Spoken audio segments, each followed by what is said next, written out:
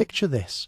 You're standing in a medieval manor house in, say, October of the year 1100 after Christ, and you walk into what they called the still room, this combination workshop, laboratory, and command center for household preservation. The air hits you immediately. Smoke, salt, the metallic tang of fresh blood, and presiding over all of it, women. Women who hold in their hands and in their heads the knowledge that will determine whether this household eats well all winter or starves. Because here's the thing about medieval life that we need to understand right from the start. There was no refrigeration. None. No ice boxes. No cold storage. No running to the grocery store when you ran out of protein. When autumn arrived and the livestock reached slaughter weight, you had maybe a week, 2 weeks, if you were lucky, and the weather stayed cool to process hundreds of pounds of meat before it rotted. And I mean rotted. Completely inedible, a total loss. Think about the stakes here for a moment. You've spent months, in some cases years, raising these animals. You've fed them through the summer. You've invested labor and resources and time. A pig in medieval Europe wasn't cheap, and now you're going to slaughter maybe 10 of them in a single day. That's 1,500 to 2,000 pounds of meat, and the clock is ticking. So what happens? The women mobilize, and I use that word deliberately, mobilize, because this was a military operation. You've got one team gutting and cleaning, another team rendering fat, a third group mixing salt and spices, someone's monitoring the smoke fires, someone else is preparing the storage crocks. Everyone has a role. Everyone knows what happens if they fail. Now, this knowledge, these techniques for keeping meat edible, didn't just appear out of nowhere. The women of medieval Europe inherited this wisdom from their ancestors, going way back to Rome. In the Roman world, before the empire collapsed, wealthy households had these managers called vilica, household matrons who ran operations on these vast estates. We're talking about estates that might process meat on scales that would rival a modern commercial operation. And the Romans wrote this stuff down. They had agricultural manuals, detailed instructions. Take this much salt, mix with these herbs, store in this type of container. But here's what's fascinating. Even with all that written knowledge, the real expertise came from doing, from hands thrust elbow deep into mixing barrels, from years of judging salt ratios by feel, from really knowing in your bones when meat had cured enough or needed more time. That kind of knowledge, you can't fully capture it in a manual. It has to be learned, experienced, passed down. And when Rome fell in the 5th century after Christ, when the roads crumbled and the trade networks fractured, and literacy rates plummeted, so much was lost. But not this. Not completely. In monastery kitchens, in manor house still rooms, women preserved more than just meat. They preserved the techniques themselves, the systematic knowledge of how to keep protein edible through the dark winters. Take someone like Radegund of Poitiers, 6th century France. She's running a monastery that housed 200 people. 200 people who needed to eat every single day, winter included. Her preservation schedules were as precise as her prayer schedules, both equally essential to survival. You think about the responsibility on her shoulders, the knowledge she had to maintain and pass on, it's staggering.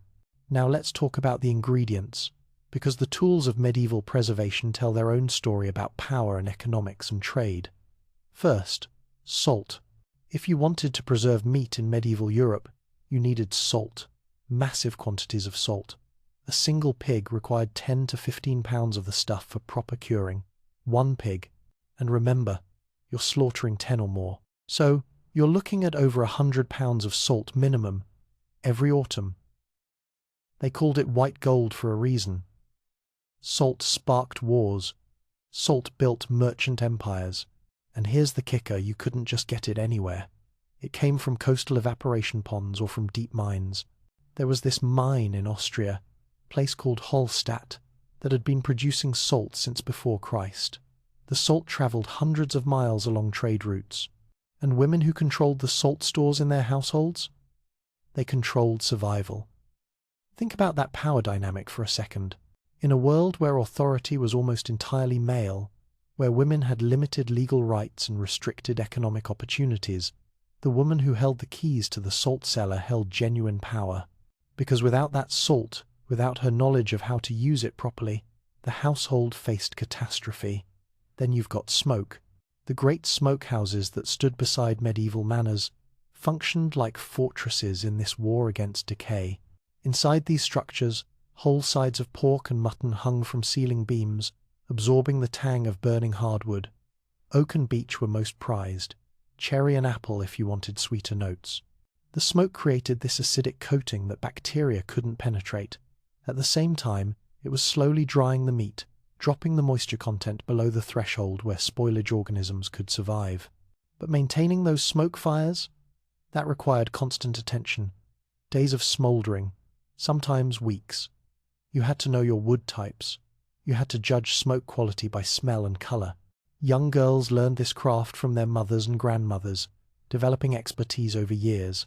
And then there's fat itself, used as a preservative through this ancient technique called confit. You cook meat slowly in its own rendered fat, then store it submerged in that fat. When the fat cools and solidifies, it creates an airtight seal. Ducks and geese were perfect for this. They've got abundant fat. So you've got these earthenware crocks lining the larder shelves, each one containing preserved meat suspended in protective fat layers, waiting for the day when fresh food grew scarce. Salt, smoke, fat, and the drying that often accompanied them.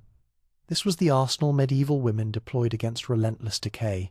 And we need to understand something crucial here. The stakes extended way beyond just having meat to eat. In a world where meat represented enormous investment, months of feeding livestock, the value of breeding animals, all that labor of raising them to slaughter weight, successful preservation meant economic survival. Failed preservation, catastrophic loss, loss of wealth, loss of protein, families going into winter already weakened, already vulnerable. The women who mastered these skills held genuine authority.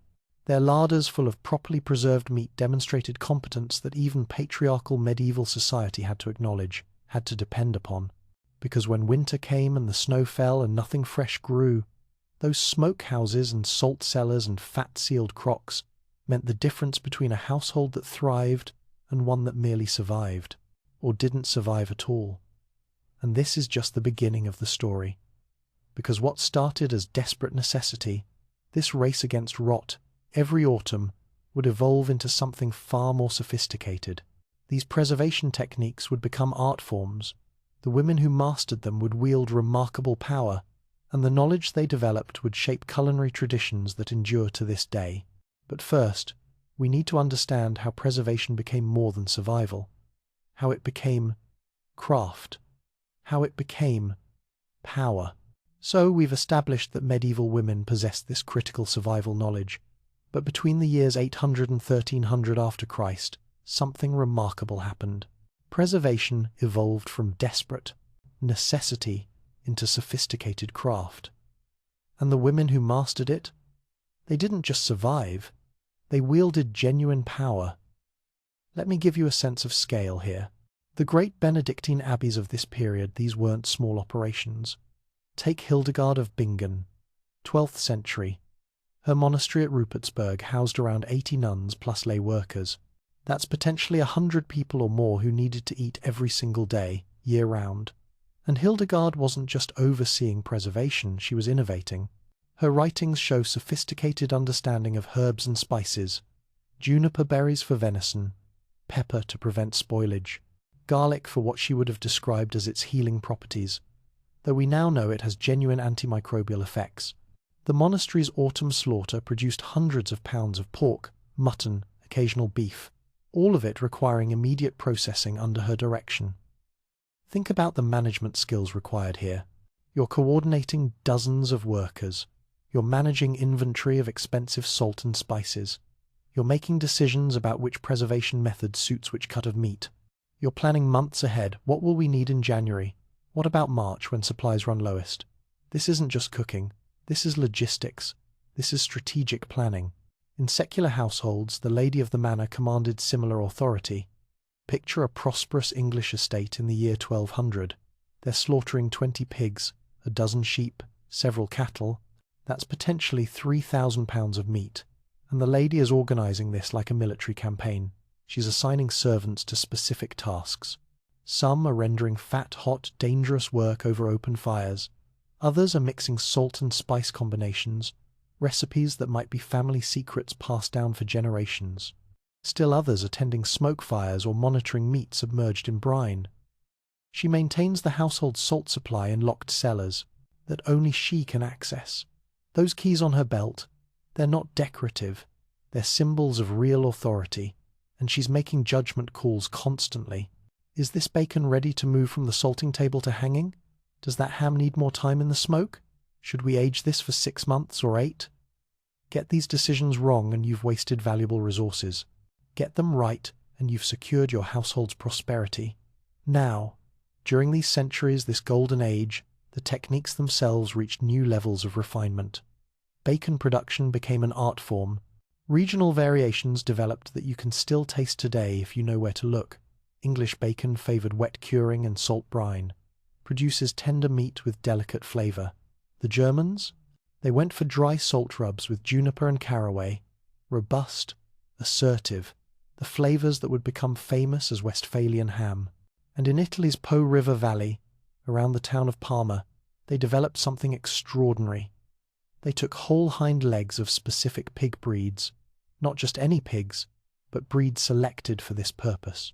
They salt-cured these massive cuts of meat, and then they hung them in the region's particular climate for 12 to 18 months. 12 to 18 months. That's patience. That's confidence in your technique. The result? Prosciutto. A preservation method so successful it continues essentially unchanged 8 centuries later. But here's where the story gets really interesting. In 1096, the First Crusade kicked off, and the Crusades transformed preservation in ways nobody expected. See, the Crusaders went east. They encountered Byzantine and Islamic cultures. They experienced spices that Europeans had barely heard of. And when they came back, those who came back, they brought demand for these spices with them. More importantly, they opened up trade routes that flooded European markets with Eastern spices. Pepper, which had once been worth its weight in silver, became affordable enough for prosperous households. Cinnamon arrived, cloves, ginger, nutmeg, and preservation recipes incorporated these exotic flavors immediately. A lady with capital to invest in expensive spices could create preserved meats that signaled status and sophistication. Recipe collections from this period start noting specific combinations. Take pepper and cinnamon in equal measure, with half as much cloves for pork. Use abundant ginger with lesser pepper for mutton. This is where preservation becomes about more than survival. It becomes about taste, about status, about demonstrating culinary sophistication. And women with the knowledge and the resources could translate this into economic opportunity. In growing medieval towns, some women established businesses producing specialized preserved meats for sale. Bologna became famous for mortadella, this delicately spiced pork sausage. Nuremberg developed its distinctive small sausages flavored with marjoram. In Paris, female charcuterie producers gained enough economic power to form their own guild sections. There's a woman named Marguerite la Charcutière who appears in 1300 Paris tax records. She's a substantial meat preserver employing several workers. Her business is prosperous enough to merit notable tax assessment. In a world where most women had limited economic opportunities, this is significant. And the physical infrastructure evolved too. Wealthy households constructed dedicated buildings for preservation work, smokehouses with adjustable vents for controlling airflow, cool cellars with proper drainage for salt curing operations, locked larders with sturdy shelves for storing finished products. These spaces became female domains. In an era when most household areas served multiple purposes, preservation rooms belonged specifically to women and their work. Knowledge passed from experienced preservers to apprentices. Techniques got refined through experimentation. Recipes developed that became family treasures, closely guarded secrets that gave some households competitive advantages. And there were networks. When a noblewoman married and moved to her husband's estate, she brought preservation knowledge from her home region. Regional techniques spread geographically through these marriage connections. Monasteries exchanged information through letter correspondence between abbesses. Market women who sold preserved meats traded tips and techniques, building professional relationships that transcended individual competition. The products themselves became markers of skill and status. Walk into a prosperous medieval household and what do you see? Hams hanging in the larder, bacon sides properly aged, strings of sausages in variety and abundance. This household demonstrates both wealth and competence. When guests arrived, serving well-preserved meat showed hospitality and management skill. During winter's lean months, February-March, when neighbors' stores ran low, a household with abundant preserved meat enjoyed security and status that everyone recognized. Now, the work was exhausting. Days of standing over salting tables, weeks of tending fires, months of monitoring curing meat. But it was also empowering. It gave women tangible authority in an age when female power often remained theoretical or limited. These weren't just housewives following recipes. These were managers commanding operations, experts with knowledge that literally kept communities alive. But nothing lasts forever, and the 14th century was about to bring catastrophe that would shake this entire system to its foundations. 1348.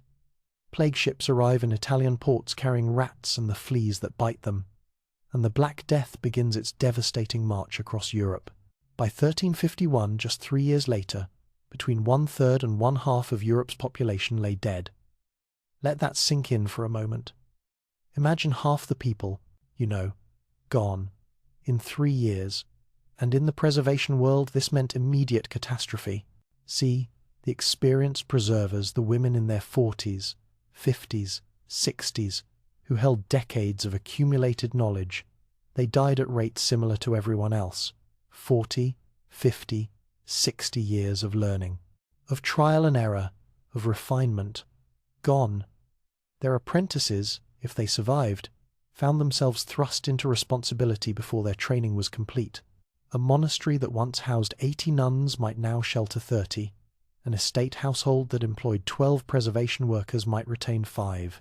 The knowledge that had passed reliably from generation to generation for centuries suddenly faced breaks in transmission.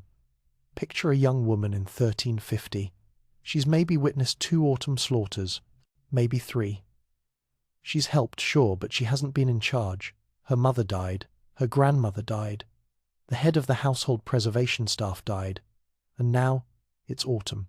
The pigs are ready, and she's the most experienced person left. Techniques were attempted from half-remembered instructions, salt ratios were guessed rather than precisely known, and meat spoiled, meat that previous generations would have successfully preserved. That's not just wasted food, that's wasted wealth in an economy struggling to function with drastically reduced population. But here's the thing about catastrophe. It also creates opportunity. With massive labor shortages, skilled workers commanded unprecedented wages. A woman who could successfully preserve meat found herself valuable in ways her grandmother never experienced. Estate ladies who previously would never have touched preservation work, directly that was servant work, now had to engage hands-on as servant populations collapsed. The crisis forced innovation, forced experimentation. Survivors adapted traditional methods to new circumstances, with fewer workers and disrupted supply chains. Some of these adaptations stuck. Some became improvements on older techniques. But just as communities began recovering in the early 1400s, a different threat emerged. A threat to women's preservation authority that was, in some ways, more insidious than plague. Economic competition. In growing medieval towns, butchers were organizing themselves into powerful guilds. Formal organizations that controlled who could practice the trade, what prices could be charged, what techniques could be used. And these overwhelmingly male guilds increasingly claimed authority over all meat processing, including preservation work that women had controlled for centuries. The conflict was economic at its core. Think about it from the guild's perspective. Fresh meat remained available only during cool months, but preserved meat sold year-round at premium prices. If they could monopolize preservation, they could capture those profits. Sweet deal if you can get it. Women's traditional authority was based on household management and inherited knowledge, but it lacked institutional structure. It lacked the kind of organized muscle that guilds brought to bear, and guild regulations began explicitly prohibiting women from commercial preservation work. In cities like 14th century Cologne and Strasbourg, Women found themselves restricted to preserving only for their own household consumption, not for sale, not for profit. Now, this battle played out differently across regions.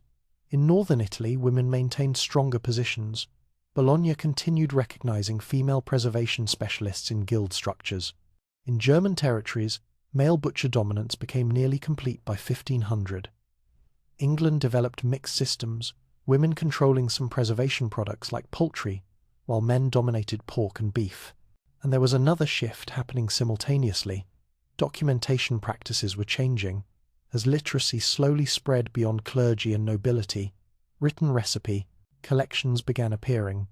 Books like Le Ménager de Paris, The Goodman of Paris, compiled around 1390, contained detailed preservation instructions.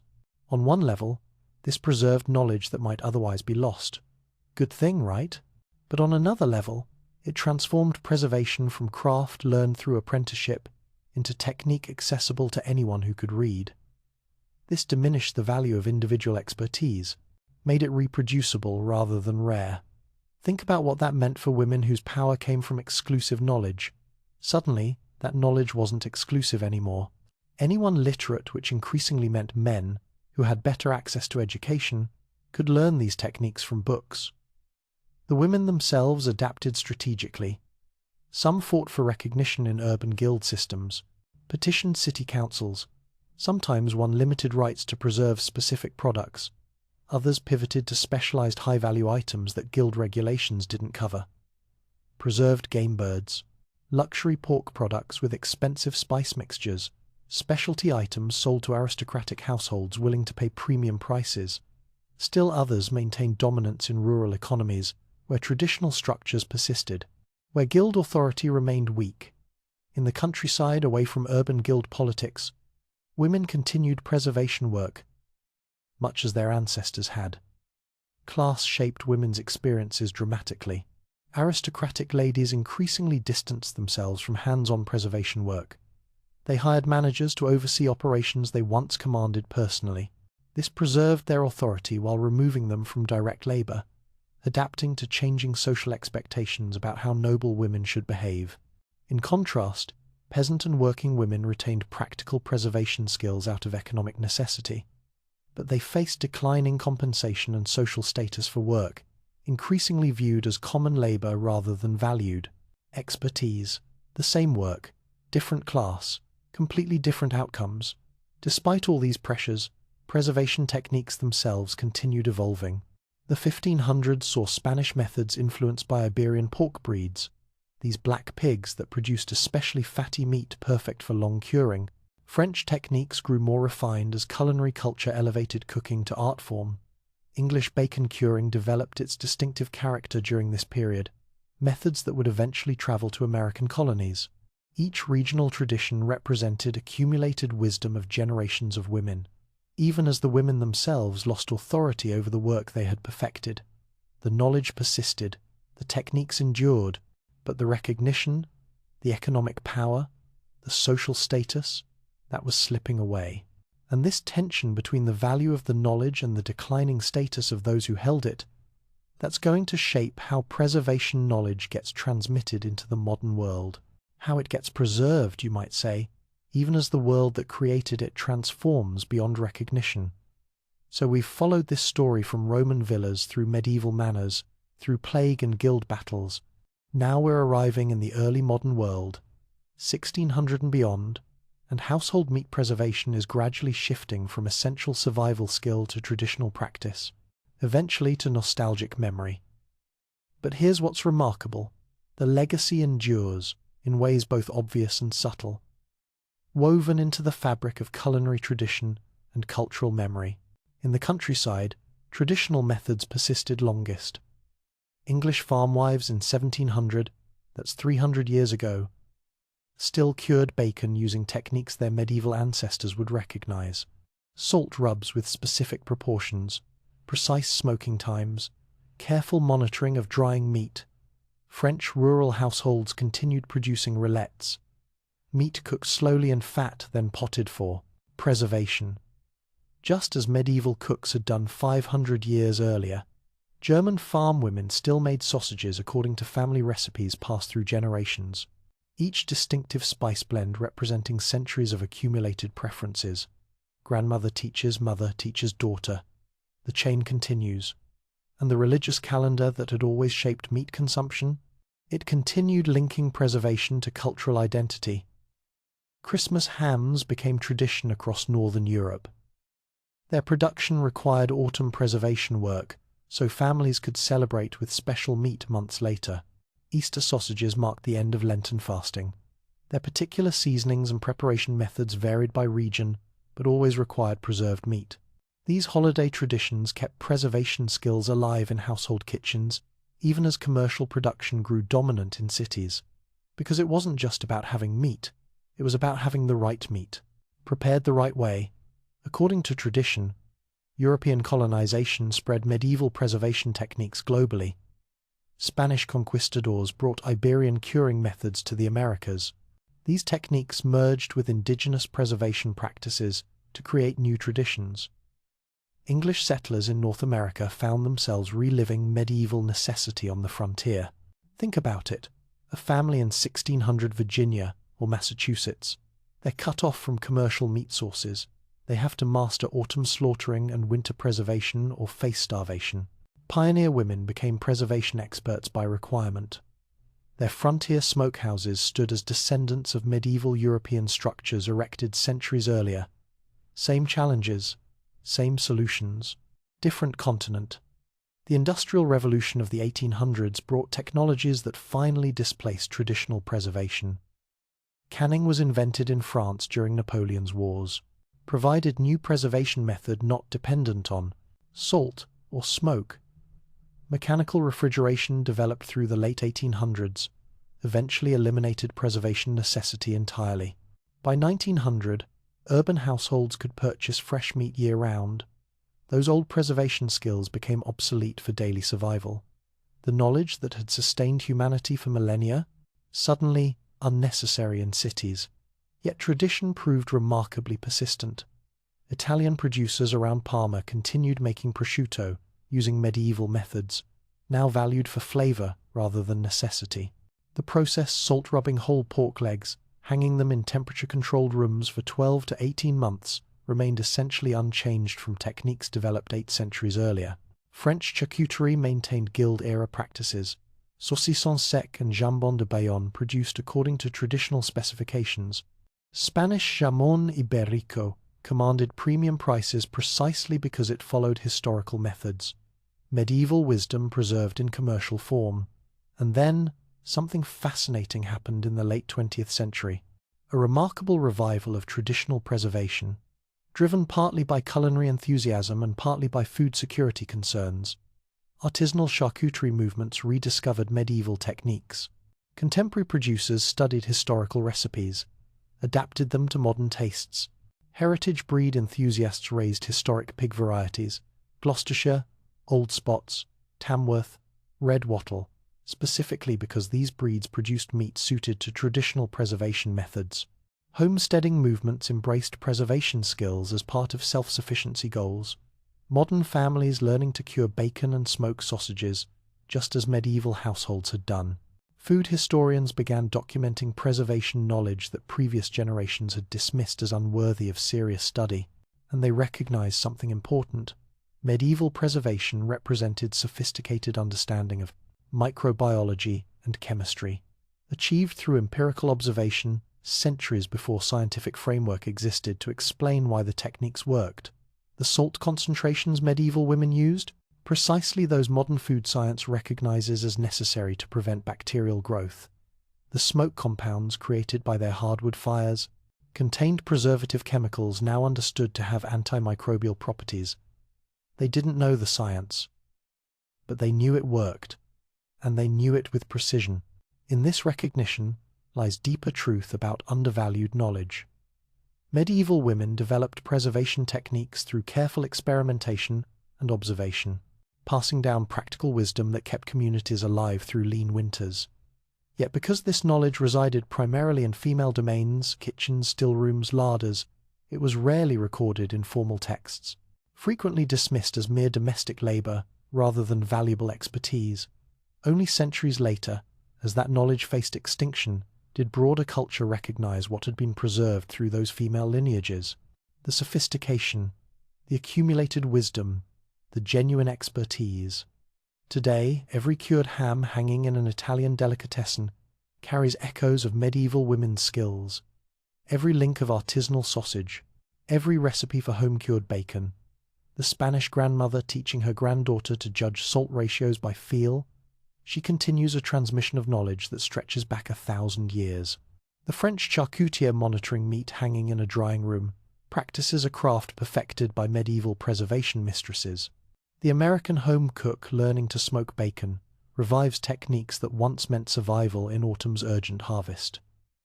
The story of medieval meat preservation is ultimately a story about knowledge itself, how it develops through patient observation and experimentation, how it passes between generations, often in ways that leave no written record, how it can to be both essential and undervalued simultaneously, how it persists even when the economic systems that created it transform completely. Those women standing in smoky stillrooms, their hands stained with salt and blood, their knowledge precise and hard-won. They preserved more than meat. They preserved techniques that sustained civilizations, created culinary traditions that endure across centuries, demonstrated expertise that patriarchal structures consistently undervalued but never eliminated. Their legacy lives on every time salt meets pork, every time smoke perfumes hanging meat, every time patient preservation transforms perishable flesh into food that endures through winter's lean months. Methods ancient, wisdom preserved, tradition continuing. And maybe that's the final irony. The women whose work was about preservation, about making things last, created knowledge that itself lasted, that persisted, that endured. Their techniques survived the fall of Rome, survived plague, survived guild battles and industrialization, and the transformation of the entire economic order. Because good knowledge, real expertise, wisdom that actually works, that's hard to kill. It finds ways to persist, to pass forward, to endure.